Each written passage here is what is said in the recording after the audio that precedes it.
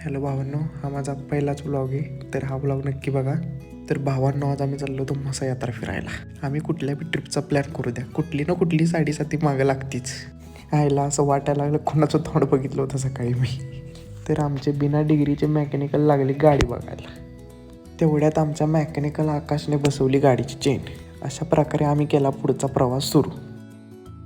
अशा प्रकारे पोचलो आम्ही आंबेटेबे या गावामध्ये. इथल्या गावांची नावं जरा युनिकच होती, मला काही ती वाचायला जमत नव्हती. अशा प्रकारे आम्ही पोचलो बघा, आणि आम्ही केली बघा यात्रेत एंट्री. सगळ्या पोरी बघायला लागल्या आमच्या तोंडाकडे. नक्की इद्री आलीत कुठनं, जिकडं पोरी तिकडं आम्ही. अशा प्रकारे बघा झाली यात्रा हिंडून.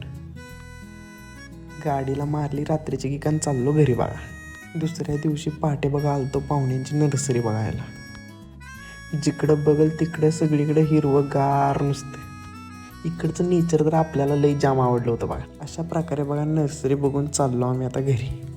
गावातली पोरं लागली टकामका बघायला, आईलाही पाहुणे कोण आहे ती नक्की. पण इकडची माणसाला का लई भारी.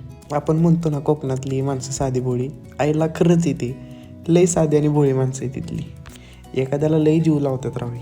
अशा प्रकारे बघा पोचलो आम्ही घरी, आणि आम्हाला होती पुण्याला जायला 3 वाजता ट्रेन. घरात गेल्यावर बघतो तर काय केलं तर भेळचं नियोजन. भेळ काढली आणि बॅग भरून आलो बघा बाहेर. मला तर काय जावं वाटत नव्हतं, काय करणार, नाईलाज होता शेवटी. ऑफिसला सरांना खोटं बोलून आलतो इकडे. आम्ही चाललो बघा आता रेल्वे स्टेशनला. खूप भारी वाटलं बघा 2 दिवस कसं गेलं काय समजलंच नाही. तर जमला का व्लॉग नक्की सांगा भावांनो. चला बाय बाय.